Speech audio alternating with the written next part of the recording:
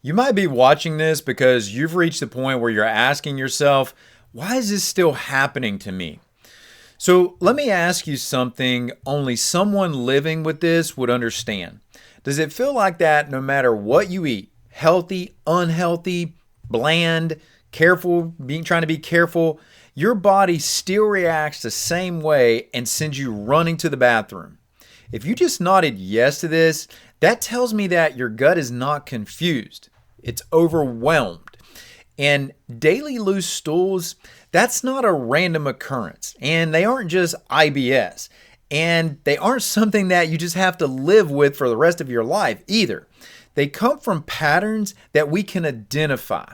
And once you understand which pattern you're stuck in, you finally have something that you can fix.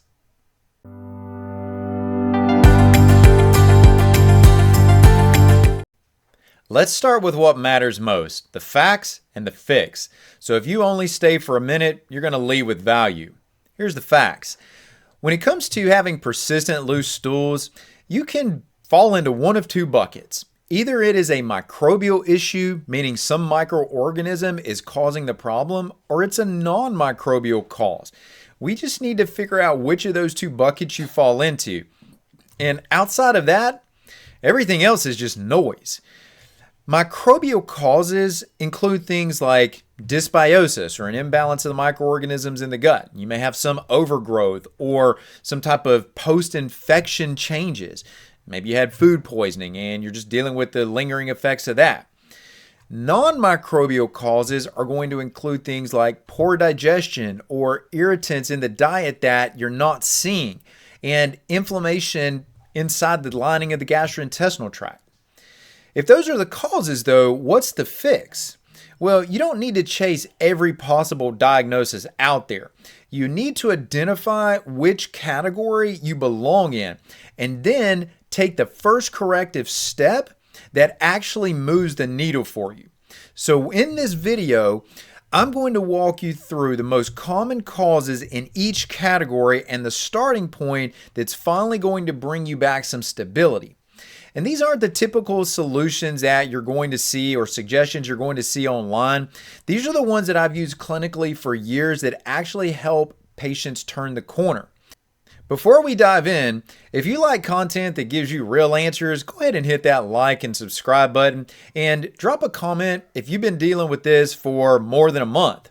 Now, if we haven't met, I'm Dr. Arland Hill. I'm a clinician and a rancher, and I look at the gut from two sides, the physiology and the food. And that's what allows me to help you see the pattern you've been missing. We're going to begin with the microbial causes. And number one on that list is if you have some type of harmful bacteria overgrowth. This can be an overgrowth of inflammatory bacteria. They're going to be pretty notorious for irritating the lining of the gastrointestinal tract, among many other problematic things that they do. But they also allow for water to be pulled into the colon, which is going to create loose stools. The reason that happens is not because of one single cause. There's actually multiple causes for that. So for example, you take things like pathogens. Again, you don't probably think anything positive when it comes to the name pathogen, generally a pretty negative context when you hear that word, but they're going to produce toxins that are going to allow chloride to flow into the gastrointestinal tract, which is followed by sodium, which then is followed by water. And that accumulation of that water from that flow is also going to create those loose stools. This can happen not just because of toxins from pathogens, but can also happen when you're dealing with dysbiotic or suboptimal organisms, just to be very generic about this, and the metabolites that they produce. They can activate these same pathways that I've been alluding to here. But that's just one mechanism of action that they can influence this by. Another one is that some of their byproducts are inherently going to pull water into the bowels. So that's a second mechanism. And then a third mechanism is that they're going to directly create an inflammatory response that is going to negatively affect how sodium and water absorption take place. So if you've got that inflammation, you're not absorbing the sodium and the water following it efficiently, that water is staying in the bowels. And if that occurs for a long enough period of time, you're going to excrete that, and that's going to be observed as those loose stools. And this scenario that I'm laying out for you right now, this is often missed on standard stool tests, if those are even ran in the first place. But a lot of standard stool tests from a conventional perspective aren't digging into the details and giving you a full picture of the microbial environment that could help you uncover this. And again, keep in mind, these aren't only pathogens that we're talking about here, right? There's also these dysbiotic problematic organisms, but regardless, both of these can cause low-grade inflammation, and they can very quietly be destabilizing your digestion on a day-to-day basis. And if everything you eat starts to feel like, man, this is just wrong, this food's causing a problem for me, and it doesn't matter if you're eating healthy, unhealthy, your gut reacts anyway, regardless of what you're consuming. I know sometimes it probably feels like, man, my gut's just mad at me. What is going on here? Well, this is most likely what you're looking at here. One of the easiest things that you can do to start to gain control over this, and I'm not suggesting that with any of these recommendations that I'm giving you that this is the most ideal for you, because I'm just creating a video and you are your own unique case. But one of the things that you can do is introduce broad spectrum antimicrobials. So meaning a collection of antimicrobial or anti-growth compounds from botanicals, most likely, that are going to inhibit the growth of these organisms and help you get this back under control. Now let's go the opposite direction. And whereas if you had an overgrowth of harmful bacteria, there was too much of things that you don't want there, we can go the other direction and deal with a lack of what we do want there. This is what we would call a loss of our keystone species. We've all seen archways. You see the keystone at the top of the archway. If that keystone falls out, the archway falls in. Same scenario here in the balance of the microorganisms in your gut. If you lose some key species there, the keystone species, they are going to allow for other organisms to onset that shouldn't be there, but you can also have an absence of the input from these beneficial microorganisms that's going to control things like how thick the mucus layer is in your gut or how well you calm down inflammation. All of these are set on the back burner because you don't have these organisms in place that are there to create stability, that prevent problematic organisms from creeping in, that are going to directly interact with the nervous system in and around your gut, that are going to keep it stable and allow it to have the input that it needs to optimize contractility. And these organisms that I'm referring to here, they go by some key names like the Faecalibacterium presnitzii, Akkermansia. Those are your predominant ones that we look at in this conversation. And these are the species that create the structure, the stability, the calm that we're all looking for. And when they're gone, your gut essentially becomes fragile. You want an anti-fragile gut, not a fragile gut. And this is what we would term, just to give this a title, this is what we would cause insufficiency dysbiosis. Now, if you've never heard that term before, insufficiency dysbiosis is a state where protective, anti-inflammatory, and your mucus-supporting gut bacteria are depleted. And that leads to a reduction in stability. It negatively impacts nutrient absorption. You have an increased risk of permeability, and there's the motility, the normal flow and function of the bowels. That becomes problematic as well. It doesn't work as well as it should. And if you ask yourself, well, I eat clean, why is this still going on? It could be because you don't have the optimal bacteria in place to be able to keep things stable. If this is the problem that you're running into, one of the best solutions for this immediately is to get more butyrate into your system. Now, you can do that both from a food perspective or supplementally. I would generally say on the supplement side, just to get it in as fast as possible is most advantageous. But think about this as the food source, if you will, that's going to allow those keystone species to rebound and to come back as fast as possible. Fiber sources in your diet also support this, and that can be your long-term strategy. It just depends on where you're at and how critical this situation is for you as to which one of those you start with. Next is going to be what's known as post-infectious dysbiosis. Okay, this one actually happens a lot. And this is where you've experienced some food poisoning. Maybe you've had the stomach flu, you've had a stomach bug, however you want to look at that. You can even actually see this occur sometimes after if you have some of the pathogenic viruses like norovirus or rotavirus.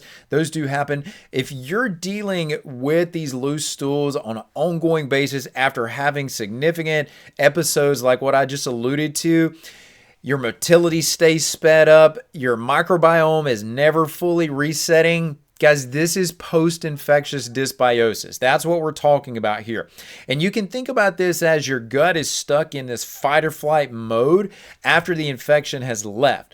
This is where you look at you can think back a lot of times, oh, this started with that one event, or I took a trip, or I went out and I ate this. And maybe you've even dealt with the follow-up here where antibiotics are implemented to resolve this and they temporarily work, but then the symptoms start to bounce back. You can even remember, some folks even remember that exact meal where this started to change everything. One of the things that you can do if this starts to sound like you is that you can introduce immunoglobulins. Serum bovine immunoglobulins is a great supplemental way to do this, but this is going to bind to those toxins that are left over from that initial exposure if those are still lingering on, because those organisms or the secondary microorganisms that have moved in have not been fully cleaned out of the GI tract. This is going to bind up those toxins that are continuing to contribute to your loose stools. The next one that we're going to take a look at here is what's called bile acid dysbiosis. And every time I use this term dysbiosis, just simply think about that as an imbalance of the microorganisms in the GI tract. There's either too many problematic organisms there, you don't have enough beneficial organisms. There's different ways you can define this, but it is some degree of imbalance of the microorganisms in the gut. Now, when it comes to bile acid dysbiosis, remember, bile is produced in the liver, stored in the gallbladder, excreted into the small intestine. When we do that, and the function is ideally as it should be, then you're going to be releasing what are called conjugated bile acids into the small intestine from the gallbladder. However, there's certain bacteria that are going to take those conjugated bile acids and they're going to deconjugate them. And what that means is that they're removing two amino acids, taurine and or glycine. The problem with that is that conjugated bile acids are your ally. Deconjugated bile acids can act as irritants to the colon and can start to lean towards a watery stool. But again, they're irritants. Your body wants to clean that irritant out. It's looking to move that irritant out as fast as it can be. And this is one of the most underdiagnosed causes of chronic diarrhea. If you experience urgency after a meal, if you're eating fats and you notice when I have a higher fat meal intake that it makes you feel worse, if your bathroom trips are you just feel like you're having to run to the bathroom all the time, and they become like you got to factor those in as part of your travel schedule. Like you're building your schedule around how you can get to the restroom. Bile acid dysbiosis is probably something you need to consider in. Now, my starting point for you on this one is it's not a supplemental recommendation here. It's all about timing. You need to stop digestive support temporarily until your bile is balanced out, because there's a direct interaction between controlling the dysbiosis and the bile production. If you try to use digestive support too early here, you're actually going to find that those microbiota, those dysbiotic or pathogenic organisms that you didn't deal with, are what are causing that deconjugation. So let's get rid of the source of the deconjugation. So stop the digestive support, right? So this is the starting point here is actually discontinuing something. We want to stop the digestive support, clear out those microorganisms that are the problem, and then you can come back to the digestive support. The last one that we're going to look at here in the microbial bucket is going to be SIBO or SIFO, small intestinal bacterial overgrowth or small intestinal fungal overgrowth. And those two can exist together. And the deal here is that the microbes are overgrowing in the small intestine. That's not what we want. These guys can contribute to both slow and fast motility. It depends on your personal makeup of those microbiota. And also there's too much fermentation that's taking place. And again, depending on the gases that are coming along with this, that could actually lead to more of a diarrhea type of presentation. The way that you're going to clue into this one is that if your symptoms are literally happening within minutes after eating, you've got to put this on your radar. And my solution for you on this is if this sounds like you, then you need to watch and do a much deeper dive into many of the other videos that I have on this channel that take a closer look at SIBO. Those videos are going to really help you figure out what you need to do as far as your next step to get your situation under control. Now with the microbial bucket, if we've poured out that bucket and explored those concerns, well, now we need to tip over that non-microbial cause bucket and see what's hiding in there. The first one on this list is going to be you have some type of digestive dysfunction. Maybe that's low acid, maybe it's low enzymes.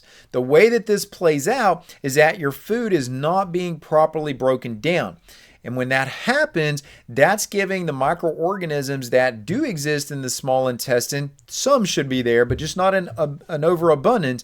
But what happens is that these organisms are allowed to take that undigested food, those material components, and they're going to ferment that. And again, this just applies to what I just spoke about, is that the more fermentation you have there, the greater the probability you're going to have some loose stools because of the kinds of gases that you're producing. Hydrogen is the primary gas that we're concerned about here. You want hydrogen production gases in your colon, in your large intestine. You don't want that in your small intestine. That's when things become problematic. And if you ask yourself, well, what causes low production of acid or low enzymes? Living in our modern world, chronic stress, however you want to define that. We could get off on a whole other tangent in that conversation, which I don't want to do, but just acknowledge that low acid, low enzymes are extremely common. And if your stomach is supposed to be extremely acidic. And if your stomach is not acidic enough, it's too alkaline, too basic, if you will, and that's what happens when we're exposed to a lot of the factors of modern stress, that also doesn't allow for an optimal triggering of the downstream digestive secretions to take place. You've got to have optimal acidity in the stomach for the whole pathway of mechanisms that are involved in digestion to play out effectively. If you feel like when you eat that your food is sitting heavy, you feel like eating food is a burden to you, those kinds of things. If you eat less, you feel better, just, literally not having food consumption. This is probably what's happening to you. And the thing you need to do is you need to determine which of your digestive secretions are low or suboptimal. A stool test is a great way to do that because many stool tests will look at markers that can certainly point you in that direction. And that way you can select what is the specific digestive secretion that I need that I can use to correct my situation. The next one in our non-microbial bucket is going to be you're exposing yourself to gut irritants. These could be things like emulsifiers. Carrageenan is one that comes to mind for me on this. You could have different gums that could play a role. Seed oils that get tucked into a lot of these combination ingredient foods. These can be direct irritants. They can drive inflammation, and as a part of that, when that inflammation starts irritating the gut lining, the natural signal for your body is let's get rid of this. And that can contribute to the loose stools. And if that's happening consistently, or if you're not resolving inflammation that has occurred from prior exposures, you're looking at the same scenario here. And these may seem like, in some ways, invisible ingredients that are leading to the ruination of your digestion. It creates a low level of dysfunction, but low level dysfunction accumulating over time becomes significant dysfunction. And you should think about this if you're someone who is not only consuming foods that are single ingredient foods and you're combining those on your own, but if you're already buying multiple ingredient foods, chances are you're probably getting exposure to something that you really don't want to be getting exposure to. You can even see this in foods that are a lot of times marketed as healthy. They can contribute to these same types of symptoms. You may see this, just to give you examples, dressings, sauces. Lo and behold, if you're eating out, you should just absolutely say that this is part of what's causing the problem. Don't trust anything that you're eating when you're eating out. And don't ever trust what you see on these food labels either when there's multiple ingredients there. You really need to be leaning into single ingredient foods. And again, you can combine those foods, just do it yourself so you know exactly what's in there. Now, the simple starting point that I have for you on this one is remove anything that you cannot clearly articulate what it is and how it came to be in front of you in the food that you're consuming. If you can't do that, you don't need to be ingesting that into your body. We're getting close to the end here. I've got two more for you in the non-microbial causes. This one ties into one we talked about on the microbial cause, but it's what's called post-infectious vagus nerve overdrive. Now, post-infectious, it happened after an infection, it happened after some type of microbial insult, but now we're involving the vagus nerve. And the vagus nerve is the primary nerve that is supporting the nervous system in and around your gastrointestinal tract.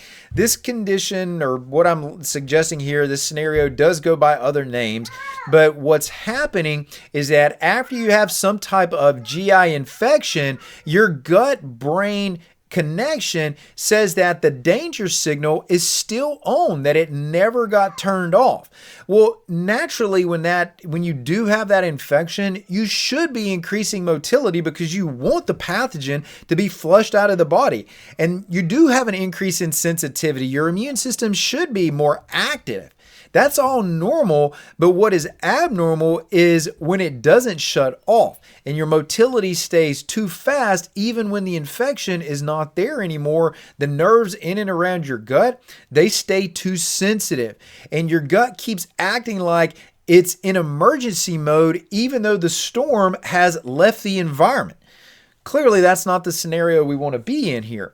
We want to, let me before I tell you what we want to do, if you connect with what I've said about this so far and you see that anxiety spikes your loose stools or your gut reactions, like if you've got an anxiety induced loose stool, persistent autonomic activation of your nervous system is probably what you're looking at here, right? Because you're just always living on the edge of stimulating your nervous system beyond its break point.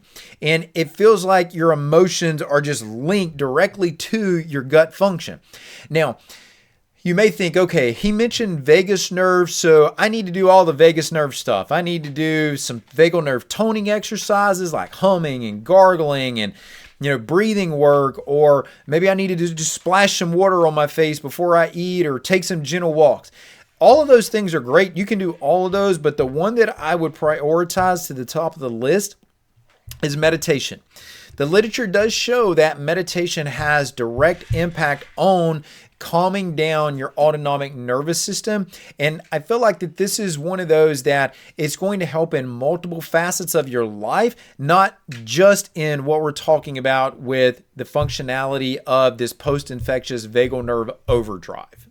The last one for the list is going to be histamine overload. Histamine is a stimulant, and histamine is going to speed up the motility. I'll give you an analogy on this, which is that some individuals drink coffee because of the caffeine to help mobilize their bowels. Histamine works in very much the same way. Too much is a stimulation.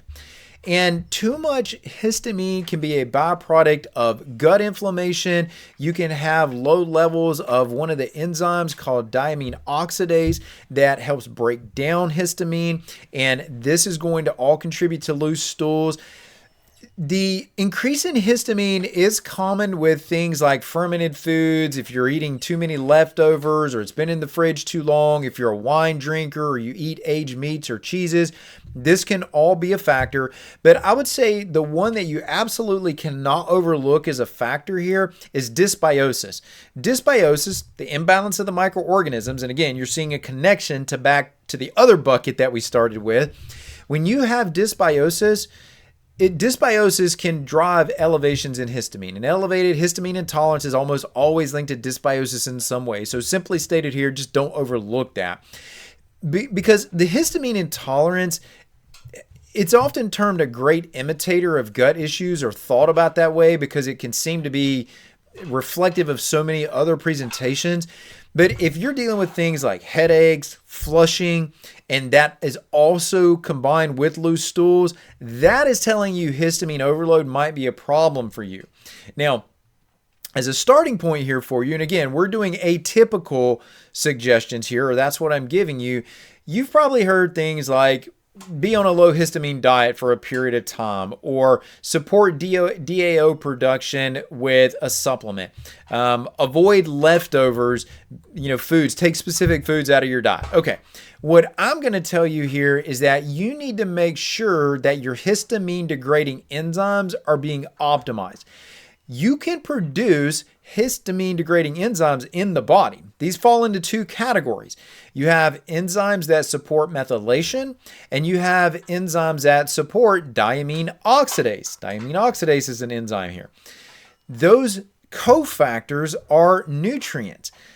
B vitamins are going to come into play. Minerals are going to come into play with these. So you need to isolate, do you have deficiencies in these? And if you do, that's telling you that you can't produce enough of these histamine degrading enzymes. And as a byproduct, your histamine levels are going to increase. So we need to make sure that the nutritional cofactors are in place.